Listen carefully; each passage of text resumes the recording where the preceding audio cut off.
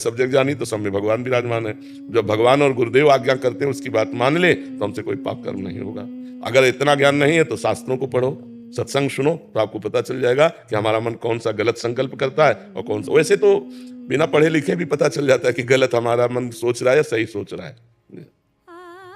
राहुल नागर जी, ग्रेटर नोएडा से। राधे राधे महाराज जी। महाराज जी, मेरे द्वारा जो भी गलत काम वो पाप जाने अनजाने में हुए, उनका पश्चाताप कैसे करूं कि जिससे नई जिंदगी की शुरुआत हो? पढ़े लिखे हो, भागवत का पाठ कर डालो और हर समय भगवान का नाम सुमिरन करो। और एक बार भागवत श्रीमद् भागवत महापुराण सर्व पापों का प्रायश्चित कराने में सर्वसमर्थ है। घोर पापी वैश्यागामी नीच 7 दिन भागवत सुनकर परम पद का अधिकारी हो गया, धुंधकारी। स्पष्ट कलयुग में परम पद प्रदान करने के लिए भागवत गरज रही है। यदि आप संस्कृत पढ़ लेते हो तो बहुत बढ़िया रहेगा। एक श्रीमद् भागवत गीता प्रेस से खरीद लो और रोज 1 अध्याय 2 अध्याय रोज पाठ करो, तुम स्वयं, हिंदी और संस्कृत दोनों का, और पूरी भागवत पढ़ डालो और फिर नाम जप करते रहो, तो आगामी पाप की संभावना नहीं रह जाएगी, पूर्व के सारे पापों का नाश हो जाएगा।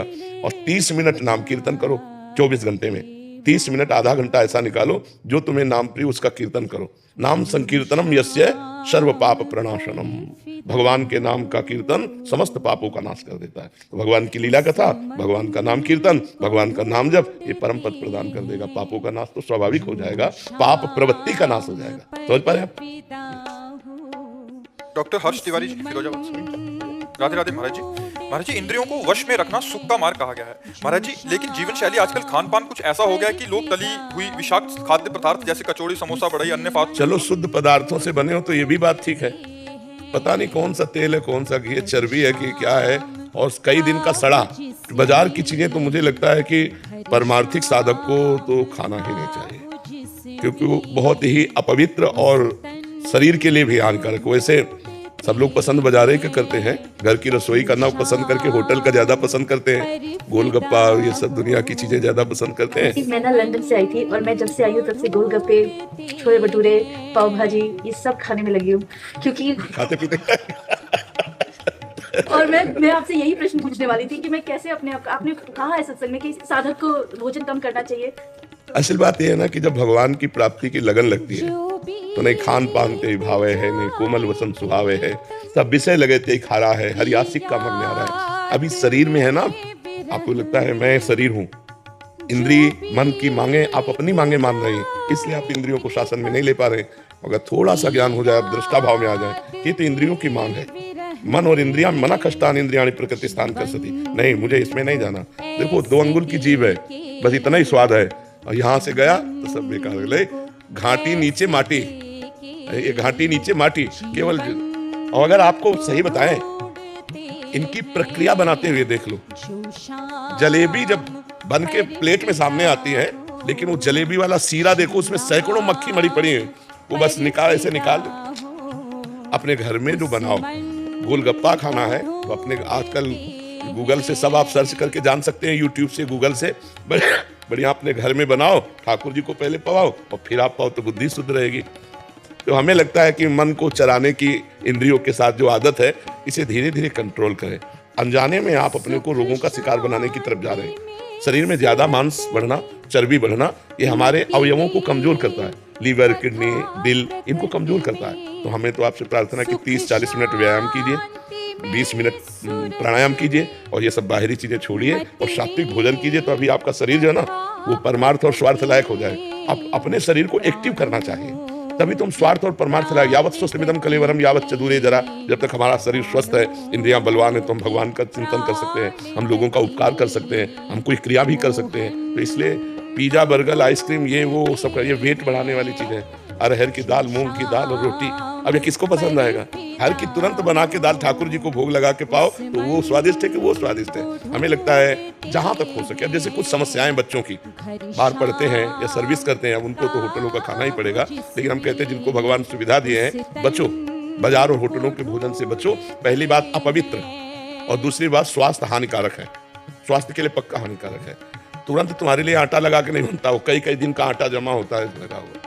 तुरंत आपको भोजन मिलेगा तो तुरंत आटा थोड़ी लगाया है, तुरंत दाल थोड़ी उबाली, कब का है, आप बासी खाना पसंद करेंगे तो तमोगुण बढ़ जाएगा, भजन में वृत्ति नहीं रहेगी।